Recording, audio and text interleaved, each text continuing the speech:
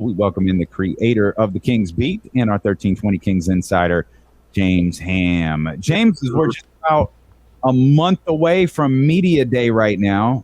The athletic staff wrote about NBA players that have the most to prove this season. Jason Jones had things covered for the Sacramento Kings. His selection was obvious. It's the name that we've been talking about for months now in De'Aaron Fox. But what sparked an interesting conversation, James, was other than De'Aaron Fox, who do you think is the Sacramento King that has the most to prove this year? That's interesting. I mean, like financially, it's Sabonis. Like if Sabonis can show that he's an Mm. all-star in the Western Conference, then he's a 30-something million dollar a year player. If not, then, if he's still going to be a 25 million dollar player, but he might be able to get much higher than that, especially if he waits until he doesn't get an extension next offseason, but he waits until he's a true free agent the year after that. Yeah, I think I would think it's Sabonis. I don't know. Malik Monk had a lot to prove last year. That's a good one that we didn't get to. Yeah, and I think he did prove a lot of what he was last year. And now you have a better idea. Like you can kind of, outline and map out who he is as a player. And it's probably more of a six man than it is as a starter. But yeah, I think Herter has some things to prove because, you're a guy who's averaged 12 points a game for the last 3 years. That's not going to cut it. The Kings need him to be like a minimum of 15. Yeah. And that just means he's got to take two extra 3-pointers every game, and he'll hit 15 without even trying. Right. But still, I think he's a guy who's got to prove it. Yeah, I don't think there's a lot besides that. Well, the thing about it though, James, is the more I think about this and the more we talk about it, and you bring up some good names and good points as well. It's the reason why I think people are excited about this team a little bit, because I think in a certain sense, it's a team full of guys who have stuff to prove this year. The guys that have a lot to prove, and they are not, and it's not about um, necessarily like individual things to prove. I think a lot of these guys have to prove that they can play winning basketball at a high level and get it done as a group, as part of a group. You talk about Monk. We all know he can play. Now, are you a winning player? De'Aaron Fox. We all know you can play. Now, are you a winning player? Sabonis. Can you be a winning player in the West? Can you be, a guy that lifts everybody else up? Mike Brown. People are talking about you just were good because of LeBron and all this other stuff. It's a team full of guys that are motivated to win and have something to prove when it comes to winning. And I think that's going to breed a great competition and focus from this group this year. Yeah, I think there's always, when it comes to young players, there's always this battle where you're waiting for them to be able to convert like sort of the potential to production. And I think most of the Kings players have got to that point where they've become productive players. But then there's that next step. Like, how do you get a team over the hump? How do you become a better, like, cohesive unit, like what you're talking about? We could even throw Harrison Barnes into this conversation about, guys who really, I mean, he's got a lot riding on this season. He's 30 years old. He's got plenty of basketball left in him. But, he's a guy who hasn't got a team over the hump, and he's a guy whose his defensive numbers say maybe he's lost a step. I don't really believe that. But I think that he can prove a lot of people wrong and really open doors for himself to go get a major payday again next offseason. And Okay, stop right there. Because that's perfect. That's a perfect segue into this question. I asked Kenny yeah, earlier, and it sparked a very animated conversation that went on substantially longer, I think, than any of us imagined. You mentioned Harrison Barnes right there in the next contract. Do you think, no matter what Harrison Barnes does this year, good, bad, or great, is his contract next year from whoever exactly the same? Can he increase his value or even decrease his value at this point? yeah, I think he can decrease his value. If his numbers fall off a cliff and his defensive numbers remain where they were last year, I mean, again, we were talking like, what was it, bottom 12% of the league. Like, if that continues, then that shows you a trend that maybe he has lost his step. So I think there is some of that. But I think I'll look at it a different way. I think it might determine whether he's worth a 2-year deal or a 3-year deal, or a 3-year deal or a 4-year deal. And that might be what really is determined by this season, because I think everybody knows who he is. And I don't think, like, there's no way he could walk in the next offseason and at a minimum from a good team get a 2-year, $25 million contract. But can he get a 3-year, $48 million contract? Can he get a 4-year, 60? Like, those are the questions that you're going to start asking. I think he's been an excellent player for a long time in the league. And he's, that step below all-star level player, but that doesn't mean he doesn't have tremendous value. But I still do believe that if he doesn't show that last season was a fluke as far as on the defensive end, then teams are going to start looking at it going, okay, like, are you going to be able to keep up the offensive side of the ball? And can we mask you on the defensive side of the ball? And I think it was more situational than anything else. And I want to see him with a true defensive coach. But I think that's where he can gain and lose money big time. So, James, I'll steal a question from Damian Barley that kind of spawned off of that. Can he change his value to the Sacramento Kings this year? Can the Kings see him play a certain way and be like, well, we had you penciled in at this amount of money, but man, you played so well. We were good this year. We're willing to go up a little bit higher to keep you around. Or can they have him pegged somewhere and he doesn't play well? And they're like, you know what? I wouldn't even pay him that much. This would be the new cap of where we're going. Can he change what the Sacramento Kings are looking at, possibly trying to bring him back with? Yeah, I mean, I've said it a million. Like, Harrison Barnes is worth more to the Kings than he is to another team. Yeah. Because they don't have another Harrison Barnes, and they don't have someone else that's waiting in the wings to take his spot. Like, if you were bringing a young player up, you're 2 years away from him to being able to take over for who Harrison Barnes is today. And they don't even have that player yet. So you got to get that player first and then develop him and get him to a point where he could take on that role. Again, the Kings, barring like a massive change in philosophy, they're not going to have an opportunity at a number 4 pick in the draft again. And, when we look at a guy like Keegan Murray, he's a guy who can step into the league and like have an impact pretty, like right away. Like, it's not going to be some like 27-point game per game guy, but he has the ability to step on the floor and maybe average 14 or 15 points a game and as a rookie and give you another Harrison Barnes type player. Well, you get players like that like a lot of times because you're drafting higher in the draft. Guys that, he is the most game ready NBA player coming into the draft. He's the oldest of that first group. He's the most mature of the first group. And so I just don't see them having that ability to go get that player again next offseason. And that's why, again, I've harped on it so many times, but like the reality of losing Harrison Barnes for nothing should terrify people, because it's not just that you lose him, it's that you lose the ability to trade him. And now you come down to an offseason where, your picks are tied up. A bunch of them are tight. There's not a lot you can do with your picks. And you're in a situation where you've never been a hotbed for free agents and you can't sign free agents. And so can you even sign a free agent that's equal to or greater than Harrison Barnes? Yeah, they haven't done it before. Yeah, I don't think so. But Rory in the chat brings up a good question. And I think this is a good question. And it's not a knock on Barnes, but it just kind of is what it is. And he says, how many less wins would the Kings have if they started a Herter / Terrence Davis combo instead of Herter and Harrison Barnes? My first thought is it wouldn't make that much of a difference. That's my first thought. Because you started Harrison Barnes for I don't know how long, and that's not fair. Yeah. I on the floor with the Kings. Like, yeah. That's not fair. Yeah, I agree. Like you think that just losing your third scorer and you're going to be okay.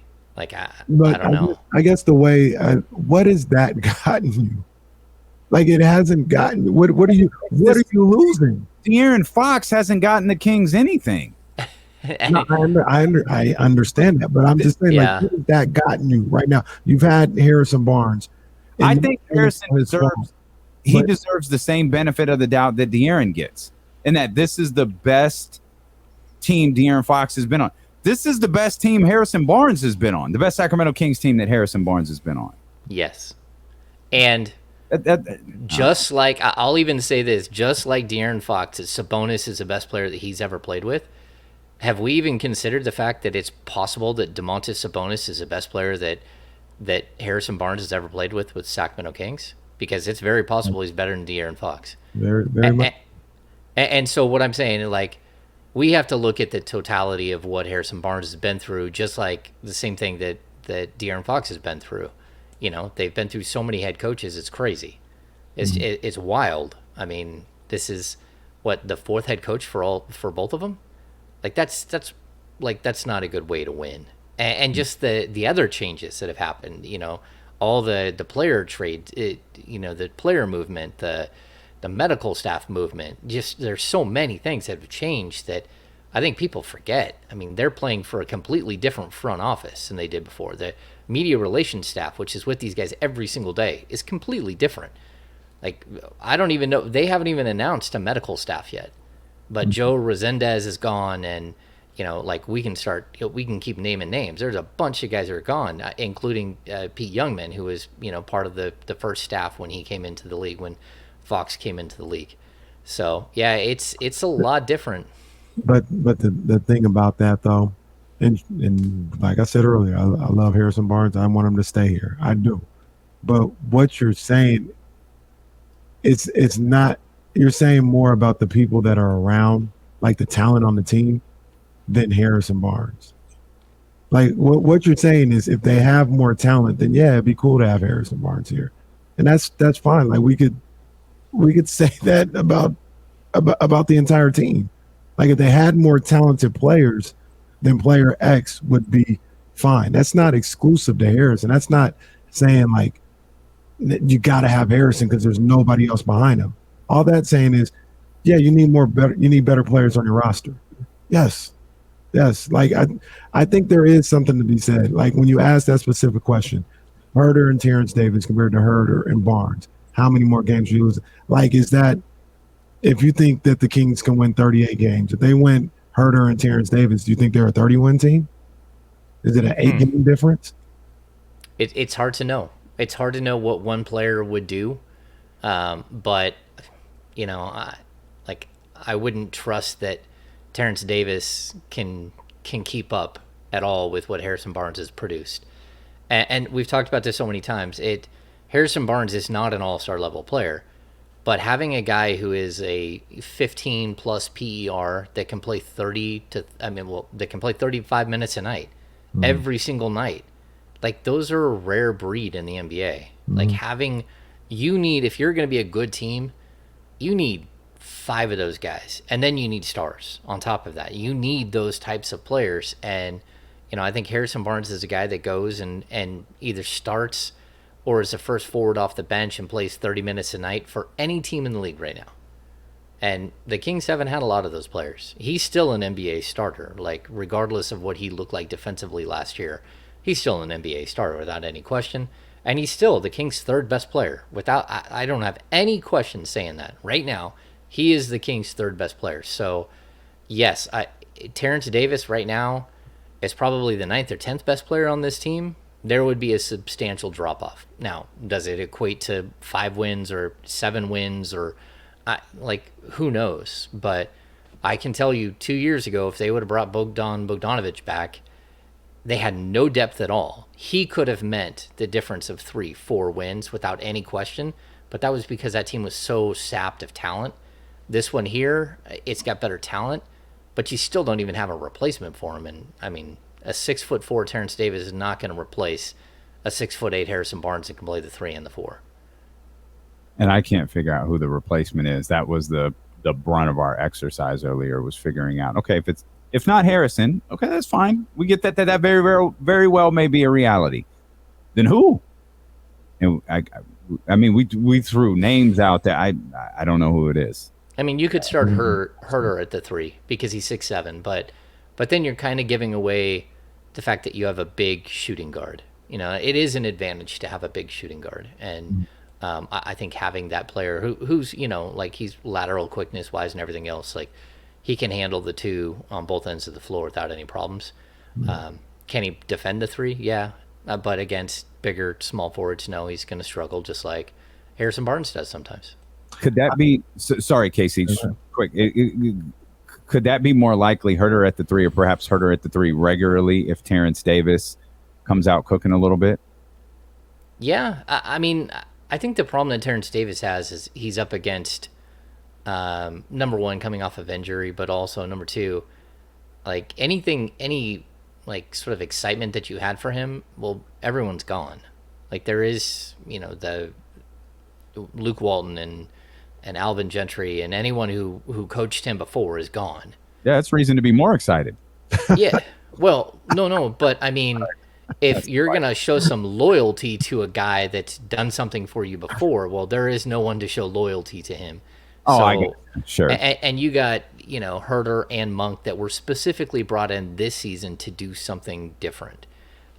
So, yeah, I don't know. I mean, if you think that Terrence Davis is a better option for you than Kent Bazemore, then, that might make some sense for him to get a couple of minutes there. But I don't even think there's that many minutes at the 3. I think Herter eats almost all of the backup 3 minutes. The thing that I'm looking for and that I think would help Harrison Barnes is that there's responsibility taken off his plate. I think what you talk about, like 35 minutes a night, be the best wing defender in the best. That's too. He can't do that. He can't do. Number one, he kind of breaks down a little bit in performance. Like he's out there on the court, but I mean, how many times in the second half of the season were we talking about Harrison Barnes, no points on 0-6 from the fit, like 2 points? Like he breaks down. He can't keep that up. So I think to get the most out of him, and this is where if you have better roster and better players around him, you take a little bit off his plate, and maybe in a way, maybe not statistically, but he's more productive for a longer period of time throughout the season if you're able to do that. That's where I say maybe if he's your 4th best player on the team, then you're getting the most out of Harrison Barnes at this point in his career. Yeah, I mean, the problem that you have is that you didn't go get the player that's going to be the 3rd best player on your team. I mean, that's a pretty substantial issue. Like if they had a player already, if they traded for John Collins, they went out and got a player that is instantly your 4th best player. Like I think Keegan Murray, your 3rd best player. I think Keegan Murray can eventually be the 3rd best player on this team and kind of push Harrison down a natural rung. But like you didn't get that player. You don't have him yet. And like, we'll even like I'm reading the Chatty House and Rory makes a point that, how could I say that that Barnes is irreplaceable, but also at the same time say that he was in bottom 12% in the league in defensive numbers. Well, that's because he's never been in the bottom 12% in the league in defensive numbers before. So was it situational? Was it because you fired your coach 17 games into the season? Was it the fact that other players were disengaged and left Harrison Barnes hanging out to dry trying to guard 2 positions and couldn't close out fast enough on his man because you had shooting guards that were getting blown by on every single possession? So like it felt more situational than just pointing at one guy and saying like, look, that can't be who you are. Now, I think that Harrison Barnes, it's a blip. It's something that happened, but I don't think it's a trend. In order for it to be a trend for me, it's got to, if he comes back this season and he's horrendous defensively again, then I'm going to say, okay, look, you're probably not a good defender anymore. You maybe have lost a half a step. But I just don't think I'm ready to make that claim yet. And like that's because I've watched Harrison Barnes for the last 3.5 years. I know how hard he takes care of his body. I know how much he cares. And I know that last season was a disaster behind the scenes for these guys. It just spun out and was horrible really quickly. And then it just kept getting worse with trades and, shakeups and firings and everything else. So sometimes you got to give a player a season to have an off year. And I mean, look at the season that Rashawn Holmes had. Like, you don't think that impacted Harrison Barnes not having a rangy, defensive-minded center that can defend the perimeter and help you out in a bunch of different situations? It averaged 1.6 blocks a year before that. Yeah, you didn't have that. So, like, how much can you just put on one individual player? It's an individual stat, but how much can you put on one player when the players around him, hung him out to dry a good portion of the year? I love HB, man. Love HB. Yeah. Don't do that. Don't do that. I love HB. Run this show back. I got some questions. You mentioned Rashawn. I mean, I'm sure Rashawn's coming in here motivated. But the question was, what guy has the most to prove? Rashawn may have something to prove to himself. I don't know that the league looks at, because the league looks at De'Aaron Fox, and by the league, I mean, all of us watching and listening and talking. The league looks at De'Aaron Fox like, De'Aaron's got something to prove. I don't know that spectators of the NBA and people who cover the NBA look at Rashawn Holmes and goes, oh, he's got something to prove. Because I don't think they really know who or what Rashawn Holmes is. But from Rashawn Holmes' standpoint, I think he wants to show, I got my eyes scratched out last year. I had some stuff going off the court, all sorts of things. Like, I'm not that player I was. I'm the player that you signed the summer before. I'm that guy. Yeah, I totally agree. I think Rashawn Holmes has a lot to prove. The question is, will he get the opportunity? And that's always going to be like this big, giant asterisk that we put with Rashawn Holmes. I know that Mike Brown likes Rashawn Holmes and his game. I know that that's a player that he said he would like to keep around. The decision was made to keep Rashawn Holmes based on Mike Brown's recommendation. Now, I don't know that means that they had a deal lined up for him, but it was like, hey, this is a guy that I think I can work with. I think it's an interesting situation because, like, rarely do you see a player sign a 4-year deal and then turn around and have, like, the worst 2 or 3 months of the season you've ever seen after that deal, and then on top of that, the team trades for your replacement. And the question is, for me, like, how do you get him on the court? And I think right now you might have a window into how they can get him on the court because Sabonis is playing a lot with Valanciunas with Lithuania, and so you're going to see what he looks like at the power forward position. And can he stick at the power forward position? Even, we're seeing in European play, which isn't, the same at all. But it's still like, if Holmes and Sabonis can play side by side, it does help your defense. It does help your shot blocking numbers. It does help, your rebounding numbers. It's just whether or not that can happen, whether they can work together. And then you start getting into the other pieces, like how could that work with Fox? So could Fox, Sabonis, and Holmes be on the court at the same time? That's really hard because now you got 3 non-shooters. Like, it becomes like a really complicated puzzle. So I would like to tell you that Rashawn Holmes is a guy that, like, is about to have a redemption season, but it's hard to see where he can get on the court more than, 15 minutes a game. And even that's a stretch when you have a center that's going to play 35 minutes a night in Sabonis. Hey, real quick, since you bring up Eurobasket, I feel like maybe it was the week James was here, but I think it might have been that Thursday he was gone. Did you guys see Mario Hezonja talk about European basketball's harder than the NBA? Oh, yeah. Actually, I take that back. I saw the fallout from that. You know what's harder is staying in the NBA. We'll come back. Good luck with that. Talked about Rashawn. We've talked about Harrison. It's all fun. We haven't talked about. There's no question. De'Aaron Fox has the most to prove. The second person with the most to prove isn't a player. We'll talk about that with James Ham when we return here on ESPN 1320. That dude corny as fuck, man. Like, Jesus Christ. I'll be right back, man.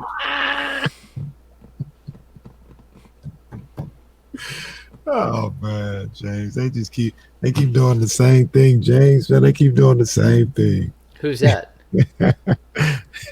I'll text you.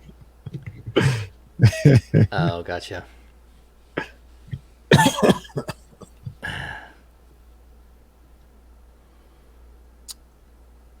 Yeah, the Kings rolled out the carpet for Mario Hezonja. I mean, he was in Sacramento to open free agency. They put him up for 2 nights. They had his name on the scoreboard and had him come in the building. And they gave him the college recruiting treatment, huh? They did, and then they gave him a 2-year deal where he couldn't get. Yeah, wow. Yeah, I don't even know who that is. Wow. Yeah. Well, I mean, it's not the only one that did that today. I know. That's what we were talking about. That's why I like, hey, it was like, yo, this is corny. We need to stop this. Like, just keep that in mind when you're booking guests. Like, yeah, I'll pass. Like, yeah. Well, why? Why don't you want my point of view? Like, well, let me show you why. Pretty simple. Not to mention, it's just corny. Like, it's just so unoriginal. It's not really funny anymore. You're one of 95,000 people today who made the same joke. Yeah.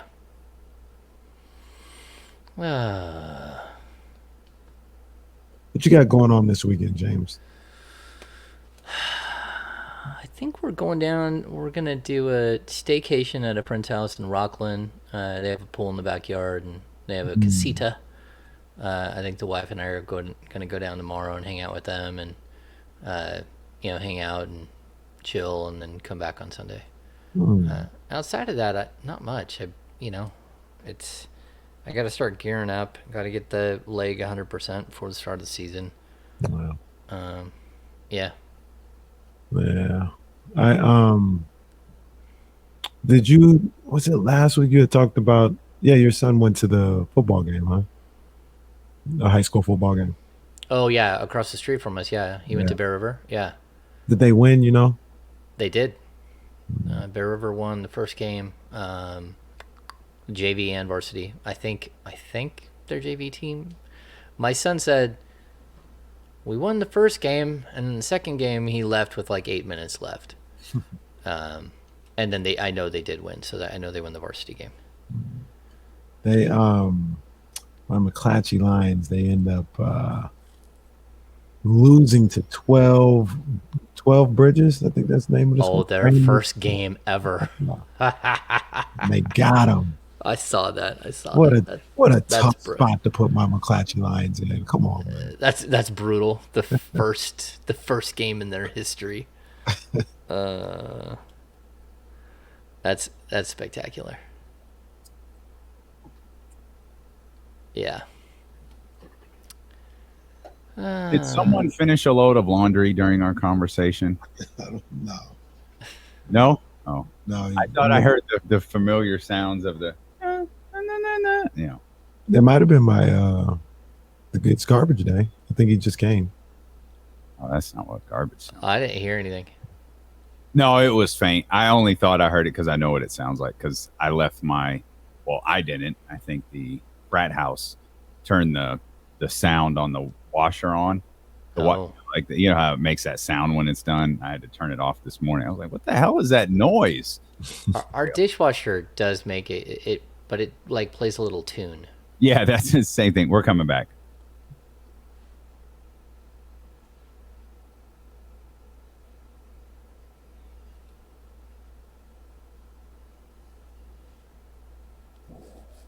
Closing out this Friday strong. We appreciate you for being with us. James Ham, 1320 Kings Insider, and creator of the Kings Beat with us.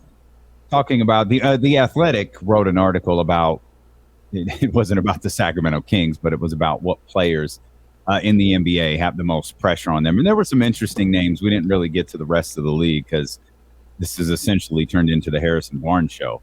But if we created a power rankings of Sacramento Kings that have the most pressure on them, there's no doubt. Or I think I'm sorry, I messed that up. It wasn't the most pressure. It was have something to prove. Players that have the most to prove. If you created a list of power rankings of people that had the most to prove for the Sacramento Kings, obviously De'Aaron's number one. There's no doubt. But like Mike Brown is number two. for me, I don't think Mike Brown doesn't have to prove to me he's a good coach. I believe that he is. I think there are a lot of people who aren't quite sure about Mike Brown. Yeah, I'm with you. And, you know, like, he was the guy, like, when we went through the whole process here of all the coaching search and all the different options, and he was always the guy, like, right in the middle. You know, we talked about Goldilocks and the three pairs. It's like, he just fit. He fit the whole time. And you're like, okay, he kind of is just right. He's a guy with experience. He's a guy who's won a ton. He's a guy that went back and kept, you know, like, continued his education with, you know, the best franchise in the NBA for the last decade in the Golden State Warriors. You know, he continued to get better. He showed that when given an opportunity to take over the defensive side of the ball, he was still, like, beyond elite. Like in order, you know, to take a team filled with defenders and finish like number 1 or number 2 in the league in defensive rating, you know, that's a good job. Pat on the back. You know, you did a good job. To take a team with Steph Curry and you know, Clay missing 900 and something games and Draymond missing 40 something games of the season, to not have natural rebounders or shot blockers, have a couple of guys who step up and become elite defenders during the season, Gary Payton and Wiggins. That's something. Like, watching what he did last year, to me, was just like, I can't believe you're able to get that team to be that good defensively. It didn't make sense. Yeah. And so you're hoping that he brings some of that with him, like this. It's not just like the big smile and the OCD, you know, the color-coded files that he has and all that. It's that he teaches a mindset that's different than what the Kings have had for almost any coach that they've brought in. And so, yeah, he's got a lot riding on this, but it's also the first year of a new opportunity. And he's going to have, I'm going to guess he's got at least 3 years, although I shouldn't say that because most coaches don't get 3 years in Sacramento. I think only Dave Yeager got 3 years, the full 3 years since I've covered the team. No one else. Everyone else got cut before then. And he still had a year left on his deal. I've never seen a coach finish out a contract. Mike Brown's getting a contract extension. See, that would be amazing. Wow. Yeah. Wow. You heard it here first. We breaking news again. That's what we do here on D-Lo and KC. Mike Brown is going to be the first coach since when? Adelman? Is Adelman? Adelman's the last coach to get a contract extension. How embarrassing. We got to do better. We got to find one coach. That's awful. Adelman is the last coach to finish out a contract. There hasn't been a coach that finished out a contract. That seems impossible. And you're 100% right. I'm just saying, like, to have that happen over the course of almost 2 decades, that seems impossible. But there we are. But I agree with you, Davion. I think here we go. Do it. I think he'll do it. What happens first? Kings make the playoffs, or coach gets an extension? Well, if he makes the playoffs, he gets an extension. Yeah, probably one and the same. Yeah. That's the first one we got to where we said Kings make the playoffs. Yeah. That's the first one. Oh, man. Yeah. I like Mike Brown. But I get people's hesitation with him.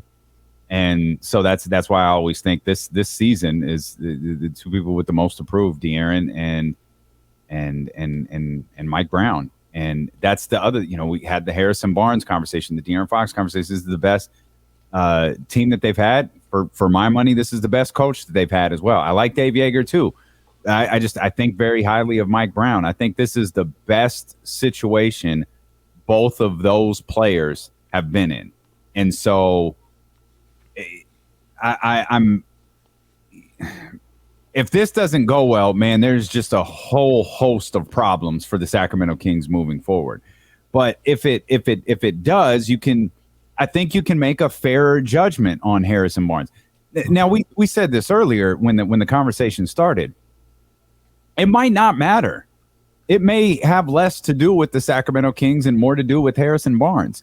Like I feel like this season, James, and I feel like you've kind of alluded to this a little bit. You shared your opinion on this, that it may be more about the Kings winning over Harrison Barnes than Harrison Barnes winning over the Kings in terms of him playing here past this year. Yeah. No, I mean, I do believe that that's the case. Like, if the Kings are winning and they make the playoffs and there's potential for this thing to grow, I think that Harrison Barnes can change it. Like, we can see him be swayed. Like, but I don't know. Like, that's a big if. We've always talked about this season being such a huge year to make sure that you're convincing Sabonis to stay. But I also think that, part of convincing Sabonis to stay is making sure that he has players around him that are good, like Harrison Barnes. And so, I think it's pretty interesting that we're at this like sort of precipice moment with so many of these players. The only guys that are fully under contract long term in Sacramento, Keegan Murray, De'Aaron Fox, and Kevin Huerter. Those are the only. I think those are the only three guys that are under contract more than 2 seasons. And so, Davion. What's that? Davion. Oh, and Davion. Yeah. And you can even say Rashawn, but Rashawn has there's an option year at the end. But still, I mean, I kind of like. It's an interesting situation to be in. And someone up above, they showed the amount of games that De'Aaron's played in. And it's like in the chat, he has 73, 81, 51, 58, 59. And I'm just going to tell, like, first of all, there we go. Yeah, thanks for putting it up. The 81, he should have played 82, but the Kings decided to sit him the one game. He did not want to sit. The 51 and 58, those are both out of 72 because it's COVID years, and there was COVID involved. So there was, games missed. And then again, last season, he had, I believe we had a COVID situation. Yeah, he missed about 3, 4, 5 games because of COVID. Yeah, and then he missed the last couple of games of the season with a broken bone in his hand. And he went on strike right before the trade. Went on strike. Oh, yeah. But my point is like we can say that he doesn't play like a bunch of games, but you have to allow for the COVID situation because like a lot of these guys had never missed games before, and all of a sudden, you're out 5 to 7 games with COVID, so it happens. Yeah.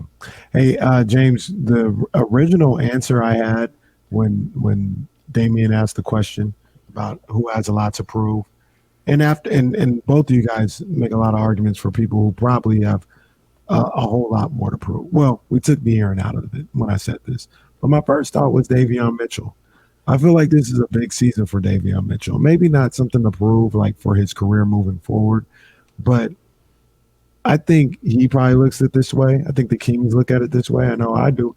I want to see if he can make a step up from what he was last year. Last year, he was inconsistent. Like he had good moments and then he'd fall off for 4 or 5 games in a row. Then he'd step back up. I want to see him be a solid, consistent player throughout the year who doesn't have as many lulls in his game. And I'm not saying it's anything wrong. It was his rookie season, and he had to get adjusted to the league. But I think Davion has a little bit to prove. Maybe not the most and more than any of the guys we mentioned before, but I think Davion has something on the table he needs to prove. Yeah, I mean, there's always a possibility that everyone has undersold Davion Mitchell and that he's a starting NBA point guard that's a great defender and a solid, assist guy and can hit a bunch of mid-range shots and three-point shots. And, there's always potential for him to make some cataclysmic jump in what he is. I think the problem that you have is, he came into the league much older. I think he's just about to turn 24, right? And in his second season, going into a second season. And I think that there's always a question, like most people around the team just assume that he's a 6-man and he can be a really good 6-man, but like that he's not a starter. And I think that that's one thing that he would like to prove that isn't true, that he thinks he can start. The problem he has is that De'Aaron Fox is a starter. So in order for him to be a starter for the Sacramento Kings at the point guard position, De'Aaron Fox would either not have to be here in Sacramento or the Kings would have to go super small. And I just don't, that doesn't really make a lot of sense to me. So I do agree that he does have something to prove, But for me, most of his issues last season were rookie wall issues. They were not understanding how to maintain your body throughout a year, not knowing when to say when and stop working out so hard and start focusing on recovery versus, improving your game. The off season is when you improve your game. Mentally, you can improve a game during a rookie season, but just taking leaps and bounds as a player during the season is really hard. It's hard to change your shot. It's hard to, and he did do that. It's hard to, add muscle or get quicker. It's just such a grind. And I think he learned last season that he pushed too hard. And I think that's where a lot of the peaks and valleys came from. But I'll also say this, it almost felt like there were games where he said, "Oh, I've got to be an assist guy." And all of a sudden he's got 6 or 8 assists. You're like, huh, look at that. He can set guys up. And then the next game it was like, man, I got to score more. And so he would hit a bunch of shots. But he didn't do these things consistently, or he kind of took turns doing the things that he does really well. And he would do it in one game and then the next game and then the next game. But he never had one game where he did all 3 things together until we got to the end of the season and he got a whole bunch of opportunity because Fox was out. So that's kind of what I look at. There is certainly some ability for him to improve and to be a better player, but I think we all kind of look at and we're confused.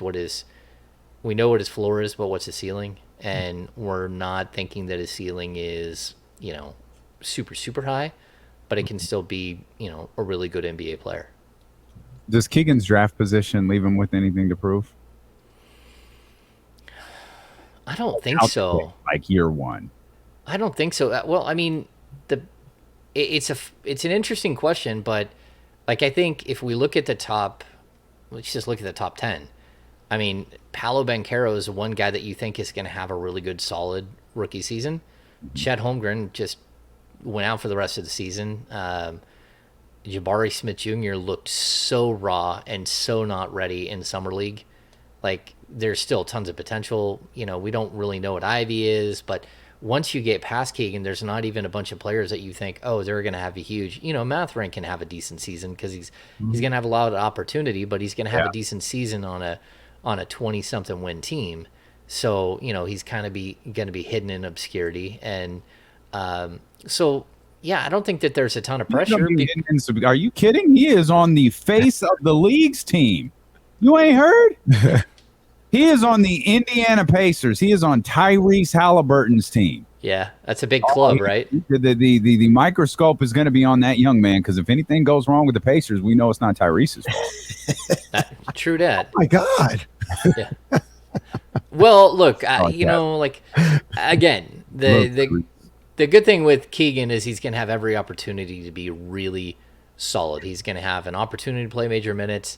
The rest of his draft class, there will be guys that step up in his draft class and are way better than we think they are right now, but it's still not a super mature, ready to step on the floor and be impactful draft class. Even though, again, guys like Ivy and Mathurin, they're sophomores just like he was, but they're young sophomores and they're COVID sophomores. They're guys who have lost time. There is going to be this drag with some of these guys where they just didn't play the same amount of games coming up. And so I think Keegan is one guy that you look at and you go, okay, we can kind of start writing some numbers in with pen. And he's going to be consistent. He's going to play a ton of minutes. And he's going to have every opportunity to win a Rookie of the Year here in Sacramento. Yeah. The one thing Keegan has to prove is that he can score more points a game than Jaden Ivey. That's it. Wins and everything else be damned. Just to some people, it's like, oh, yeah. Keegan averaged 11. Jaden Ivey averaged 10.7. Let's go. Oh, we won. Yeah, this won't be judged for 3 years. When you start to see whether, one of these two guys becomes a star, that's going to be where you really stand out. And to be honest, James, how I feel, I was being facetious with that. How I feel is, they could both very well be stars. They're both good ball players. And both franchises get a damn good player. Nobody seems to ever think about that possibility. It's got to be one or the other. Keegan could be really good in Sacramento. Jaden Ivey could be really good in Detroit.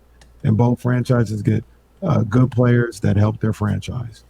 Could be that simple. And I think if you're a member of the Sacramento Kings, if drafting Keegan Murray gets you to the playoffs this year and next, then that's what it was about. It was about taking that leap quickly.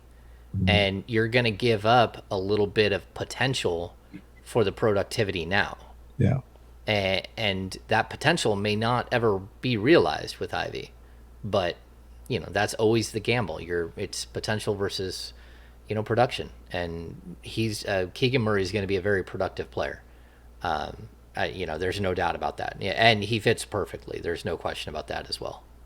I want to ask one more broad question about players with pressure on them heading into this, or with the most approved. I don't know why I keep saying that, with the most approved headed into the season. But before we do, any thoughts on the Kings and River Cats becoming official, and some of the notes in the press release about the kind of merging of the offices and things like that? I didn't go through the whole press release. Good work. Release. Yeah, good work breaking the news. I still haven't got the press release, which is interesting. Uh-oh. From the Kings' point of view. Means. You know what that means. Key card don't work anymore. I've been taken off a list. Don't work. James Jamal Adams Ham. Key card don't work. Here, James. I'll forward it to you so you have it. Yeah. Well, then I guess you can't answer that question. So that there's a lot. There's a lot in that press release about. Is there? I read a little bit of it. Yeah, I mean, not a fair amount. I don't want to. I feel like it's longer than a normal press release, but yeah, there were some long quotes. I saw that. Don't worry, James. I've got you covered, buddy. Excellent. Excellent. It's on the way. Okay, we can leave that for another day then.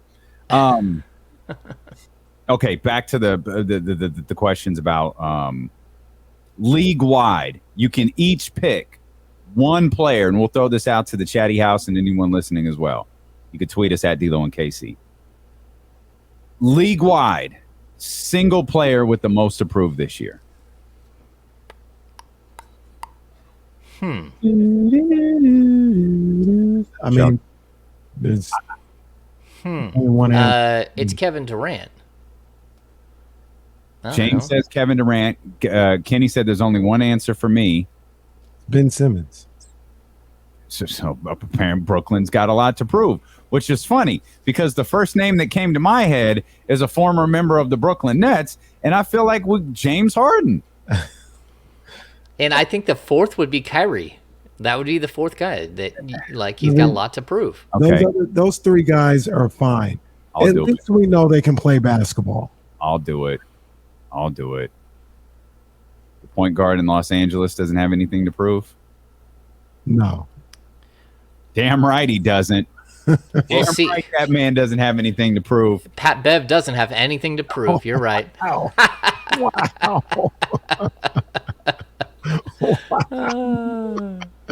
Join us next week when our 1320 Kings insider Matt George joins us. Yeah. It's a bit of a sticky situation there, though. I'll admit that. That's an odd situation. Yeah. Evan. It's definitely odd. Yeah. There's a lot of good answers, though. I mean, the three that we named, we see people talking about Rudy Gobert, Karl Towns, Kawhi. Kawhi, that's one as well. It's Tyrese. Oh, Anthony Davis. How about that? Anthony Davis? Yeah.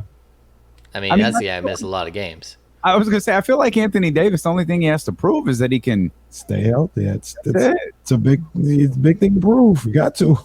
What about how about the other LA? No. Kyrie? Paul George? No? Yeah, Kawhi for sure, but I don't know, John Wall, I mean, like if you're expecting huge things out of John Wall, he'll be solid, but I think John Wall's got some. I think he's got some gas left. Rory says Zion. Oh, that's a good one. Yeah, that is a good one. Securing the back with the. I smell what he's cooking. DeJounte Murray.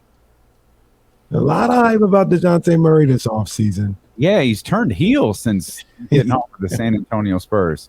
And how did Securing the Bagley not say Marvin Bagley? I don't. Yeah. Secure the back row. You keeping that name and that Avi. He's holding that name forever. Like if Securing the Bagley changed his screen name and his Twitter handle, we wouldn't even know who he was. He'd have to make himself known. Like he's got a whole persona now. A whole persona. It's a fun exercise. Again, we are 1 month away from Media Day. Great stuff as always, James.